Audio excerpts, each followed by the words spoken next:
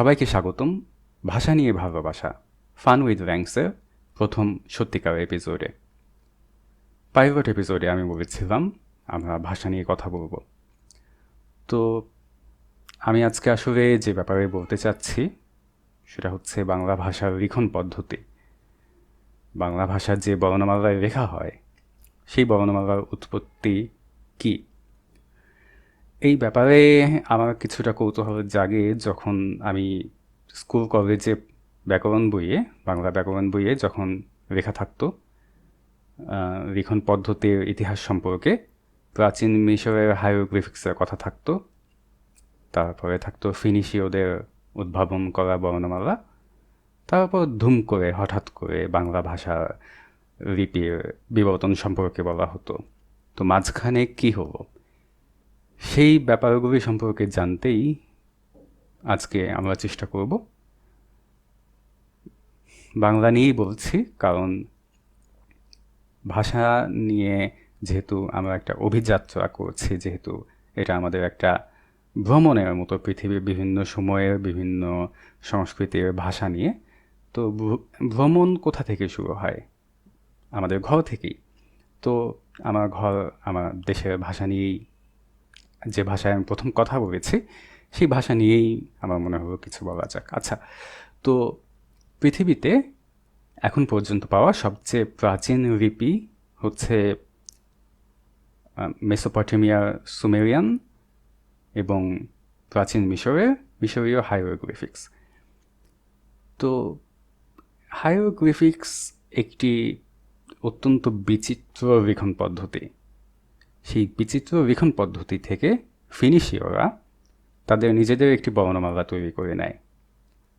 অদ্ভুত সেই বর্ণমালার বৈশিষ্ট্য হচ্ছে প্রতিটি ধ্বনির জন্য একটি চিহ্ন থাকবে। এটি পৃথিবীতে তারাই প্রথম করে থাকে। তবে প্রতিটি ব্যঞ্জন ধ্বনির জন্য একটি বর্ণ বা একটি চিহ্ন থাকলেও তারা স্বরবর্ণের জন্য কোনো চিহ্ন রাখেনি। এটি সম্পূর্ণ ব্যঞ্জন ভিত্তিক একটি লিখন ব্যবস্থা। ফিনিশীয় একটি সেমিটিক ভাষা এবং সেমিটিক ভাষাগুলির বৈশিষ্ট্য এরকম যে সেখানে স্বরবর্ণ না লিখলেও আসলে তেমন একটা সমস্যা হয় না। যারা ভাষাগুলি জানেন তারা বেশ সহজেই এটা পাঠোদ্ধার করতে পারবেন। তো সেমিটিক ফিনিশীয় ভাষা এভাবেই লেখা হচ্ছিল এবং মধ্যপ্রাচ্যের আরও অন্যান্য সেমিটিক ভাষা বেশ দ্রুতই এই লিখন পদ্ধতিটা গ্রহণ করে। তার মধ্যে অন্যতম হচ্ছে আরামাইক, হিব্রু। এই ভাষাগুলি কিছুটা পরিবর্তন এনে এদের ভাষা লিখতে থাকে। আরবি ভাষার যে আরবি বর্ণমালাও কয়েক ধাপ বিবর্তিত হয়ে আরামাইক লিপির বংশধর, যেটা মূলত ফিনিশীয় লিপির একটি অনুরূপ, একটি বিবর্তিত রূপ। তো ফিনিশীয় লিপি শুধু যে বিভিন্ন সেমিটিক ভাষা লেখার জন্যই ব্যবহৃত হচ্ছিল তা কিন্তু না। ফিনিশীয় বণিকদের সংস্পর্শে এসে গ্রিকরা, একটি ইন্দো ইউরোপীয় ভাষাভাষী গোষ্ঠী, তারা তাদের ভাষা লেখার জন্য ফিনিশীয় বর্ণমালা গ্রহণ করে থাকে। তারা কিছু পরিবর্তন আনে, যেমন তারা কিছু স্বরবর্ণ যোগ করে, স্বরবর্ণের জন্য কিছু চিহ্ন যোগ করে এবং তারা ফিনিশীয় লেখা হতো ডান থেকে বামে, গ্রিকরা বাম থেকে ডানে লিখতে থাকে। এই জন্য দেখা যায় যে অনেক ফিনিশীয় চিহ্ন যেটা দেখতে একরকম লাগে, সেই একই চিহ্ন গ্রিক বর্ণমালায় দেখতে অনেকটা তার মিরর ইমেজের মতো দেখা যায়। সে যাকে তো এখানে বলেছি যে অনেক সেমিটিক ভাষা যেগুলি ফিনিশীয় লিপি গ্রহণ করেছিল তার মধ্যে একটি হচ্ছে আরামাইক এবং এটি মধ্যপ্রাচ্যের অন্যতম গুরুত্বপূর্ণ ভাষাগুলির একটি। 600 খ্রিস্টপূর্বাব্দ নাগাদই এটি প্রায় সমগ্র মধ্যপ্রাচ্যের প্রধান ভাষা হিসেবে ছড়িয়ে পড়ে। অনেকে প্রধান ভাষা মাতৃভাষা হিসেবে এটি না বললেও যোগাযোগের জন্য, অন্যান্য দেশের সাথে যোগাযোগের জন্য এই ভাষাটি সাধারণত শিখত। কারণ হচ্ছে যে এই সময়ের সবচেয়ে শক্তিশালী দুটি সাম্রাজ্য, অ্যাশোরিয়ান সাম্রাজ্য এবং ব্যাবিলনিয়ান সাম্রাজ্য, এই দুটি সাম্রাজ্য তাদের দাপ্তরিক ভাষা হিসেবে আরামাইককে গ্রহণ করেছিল। 550 খ্রিস্টপূর্বাব্দে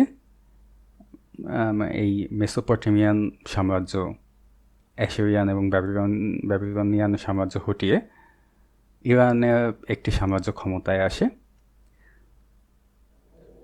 সেই ইরানি সাম্রাজ্য কিন্তু তাদের মাতৃভাষা, যেটি হচ্ছে পুরনো ফার্সি ভাষার একটি পুরনো রূপ, সেটা অথবা অন্য কোনো ভাষাকে তাদের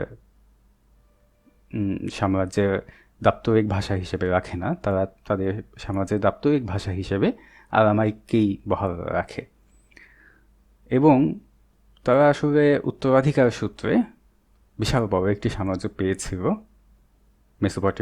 মেসোপটেমিয়ানদের কাছ থেকে। তবে তারা সেই সাম্রাজ্যটিকে আরও বিস্তৃত করে।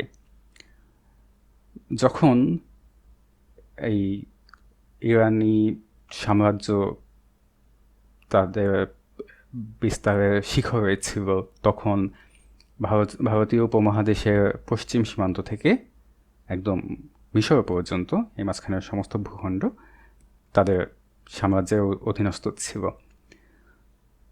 তো পূর্বে ভারত, পশ্চিমে মিশর, এটি একটি বিশাল বড় সাম্রাজ্য। এর আগে পৃথিবীতে কখনো এত বড় সাম্রাজ্য কেউ তৈরি করতে পারেনি। এখন দেখা যাক ভারতে কি হচ্ছিল। ভারতে তখন কাছাকাছি সময়ে যে সাম্রাজ্য ক্ষমতায় ছিল সেটা হচ্ছে মৌর্য সাম্রাজ্য। 268 খ্রিস্টপূর্বাব্দে মৌর্য বংশের তৃতীয় সম্রাট অশোক ক্ষমতায় আসেন এবং তার কিছুটা পর থেকেই ভারতে ব্রাহ্মী লিপি পাওয়া যায়। ব্রাহ্মী লিপিতে অশোকের যে ভাষা, প্রাকৃত ভাষা লিপিবদ্ধ করা হয়েছে। প্রাকৃত হচ্ছে সংস্কৃতের একটি কথ্য রূপ। সংস্কৃত হচ্ছে কবিতার ভাষা, অফিসিয়াল একটি খুবই সুন্দর এবং ব্যাকরণসম্মত একটি ভাষা। তার কথ্য এবং সাধারণ রূপটা হচ্ছে প্রাকৃত। তো অশোকের এই প্রাকৃত ভাষা যে লিপিতে লেখা হয় সেটা হচ্ছে ব্রাহ্মী। এই ব্রাহ্মী লিপিটা কোথা থেকে আসে? ব্রাহ্মী লিপিটা কোথা থেকে আসে সেই ব্যাপারে অনেক মতভেদ আছে পণ্ডিতদের মধ্যে। তবে ধারণা করা হয়, এটা মানে অনেকগুলি ধারণা আছে, এর মধ্যে সবচেয়ে জনপ্রিয় ধারণা হচ্ছে যে এটি আসলে আরামাইক লিপি থেকে এই ব্রাহ্মী লিপিটি উদ্বুদ্ধ হয়ে, আরামাইক লিপি থেকে উদ্বুদ্ধ হয়ে, অনুপ্রাণিত হয়ে ব্রাহ্মী লিপিটি তৈরি করা হয়েছিল। তো এরকম ভাবার কারণটা কি? প্রথমত একটা কারণ হচ্ছে যে এই ভারতীয় সাম্রাজ্যের ঠিক পশ্চিমেই ছিল সেই ইরানিয়ান সাম্রাজ্যটি এবং সেই ইরানি সাম্রাজ্য ইংরেজিতে যাকে বলে অ্যাকিমেনিড এম্পায়ার, সেই অ্যাকিমেনিড এম্পায়ার একদম এর সাথে এই ভারতীয় উপমহাদেশের মৌর্য সাম্রাজ্যের যোগাযোগ অবশ্যই ছিল। অশোকের সময়ে ব্রাহ্মী লিপি ছাড়াও গ্রিক ভাষায় এবং আরামাইক ভাষাতে বেশ কিছু ফলক পাওয়া গেছে। তো যেহেতু এই ইরানের সেই সাম্রাজ্যের ভাষা ছিল আরামাইক, সেখান থেকে ধারণা করা হয় যে এই লিপিটি ভারতে আসে এবং অশোক সেই লিপিটিতে ব্যাপক পরিবর্তন সাধন করিয়ে একটি বর্ণমালা জন্ম দেওয়ান। হয়তো তার এরকম একটি কমিশন ছিল, সেই কমিশনে বিভিন্ন জ্ঞানীগুণী ব্যক্তি এই লিপিটি তৈরি করে থাকেন। এই লিপিতে অনেক পরিবর্তন আনা হয়, যেমন যেই বৈশিষ্ট্যগুলি পৃথিবীতে এর আগে আর কোনো লিখন পদ্ধতিতে পাওয়া যায় না। যেমন হচ্ছে ব্যঞ্জন বর্ণের সঙ্গে সংযুক্ত আকারে যদি কোনো স্বরবর্ণ থেকে থাকে, সেটাকে আলাদা একটি স্বরবর্ণ হিসেবে না লিখে তাকে সংক্ষেপে ওই ব্যঞ্জন বর্ণটির সঙ্গে যুক্ত করে লেখা। বাংলায় যেরকম আছে আকার একার এরকম। তারপরে হচ্ছে যুক্ত বর্ণ, পরপর দুটি ব্যঞ্জন বর্ণ যদি থাকে এবং তাদের মধ্যে যদি কোনো স্বরবর্ণ না থাকে, তাহলে এই ব্যঞ্জন বর্ণ দুটিকে যুক্ত করে একসাথে লেখা। এবং একটি সবচেয়ে বড় বৈশিষ্ট্য হচ্ছে যে যদিও সব স্বরবর্ণ হয় সংক্ষেপে অথবা পূর্ণাঙ্গ আকারে যদিও লেখা হয়, একটি স্বরবর্ণ কিন্তু উজ্জ্ব থেকে যায়। সেটা হচ্ছে কোনো ব্যঞ্জন ধ্বনির সাথে যদি সেই স্বরবর্ণটি যুক্ত অবস্থায় থাকে, সেই স্বরবর্ণটি, সেই স্বরধ্বনিটি হচ্ছে আ। এমন একটি স্বরধ্বনি যেটি সংস্কৃত ভাষায় অনেক ব্যঞ্জন ধ্বনির সাথেই যুক্ত অবস্থায় আছে। বস্তুত এটি এত বেশি আছে যে ব্রাহ্মী লিপি যারা তৈরি করেছিলেন তারা নিশ্চয়ই ভেবেছিলেন যে এটাকে আলাদা করে লেখারও প্রয়োজন নেই। যদি এটা এমনি একটা বর্ণ, একটি ব্যঞ্জন বর্ণ লেখা হয়, ধরে নেওয়া হবে তার সাথে যদি অন্য কোনো স্বরচিহ্ন না থেকে থাকে, তাহলে ধরে নেওয়া হবে যে এটির সাথে অবশ্যই একটি আ আছে। এবং যদি সেই ব্যঞ্জন ধ্বনির শেষে কোনো বর্ণ, কোনো স্বরবর্ণ একদমই না থেকে থাকে, সেটাও আলাদা করে চিহ্নিত করার উপায় আছে, বাংলাতে যেরকম হসন্ত। তো আসলে আরামাইক লিপি থেকেই ব্রাহ্মী লিপি আদতে এসেছে কিনা সেটা সত্যিকার কোনো প্রমাণ আমাদের হাতে নেই। আমরা শুধু ঐতিহাসিক বিভিন্ন প্রেক্ষাপট এবং প্রত্নতাত্ত্বিক যেসব প্রমাণ আমাদের হাতে এসেছে সেগুলি দেখে সিদ্ধান্ত নিতে পারি।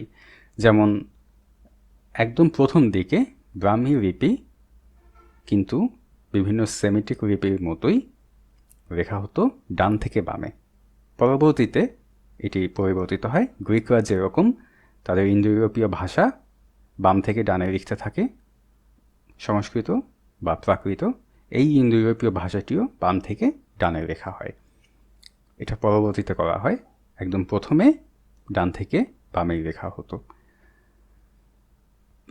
ভারতীয় উপমহাদেশে বাংলাদেশ, নেপাল, ভারত, শ্রীলঙ্কা, এই আরও অন্যান্য দেশে যে ভাষাগুলি আছে তার কয়েকটি বাদে, যেমন উর্দু যেটা লেখা হয় আরবি বর্ণমালার একটি বিবর্তিত রূপে, তাছাড়া মোটামুটি প্রায় সবগুলি ভাষাই ব্রাহ্মী লিপির কোনো না কোনো উত্তরসূরি দিয়ে লেখা হয়ে থাকে, এবং অবশ্যই তার একটি হচ্ছে বাংলা। তো একবার ভেবে দেখুন, আমরা এখন বাংলা যে বর্ণমালাটা ব্যবহার করছি সেটা আসলে সেই ব্রাহ্মী হয়ে, আরামাইক হয়ে, ফিনিশীয় হয়ে একদম প্রাচীন মিশর পর্যন্ত পৌঁছে যাচ্ছে এর শিকড়, এর ইতিহাস।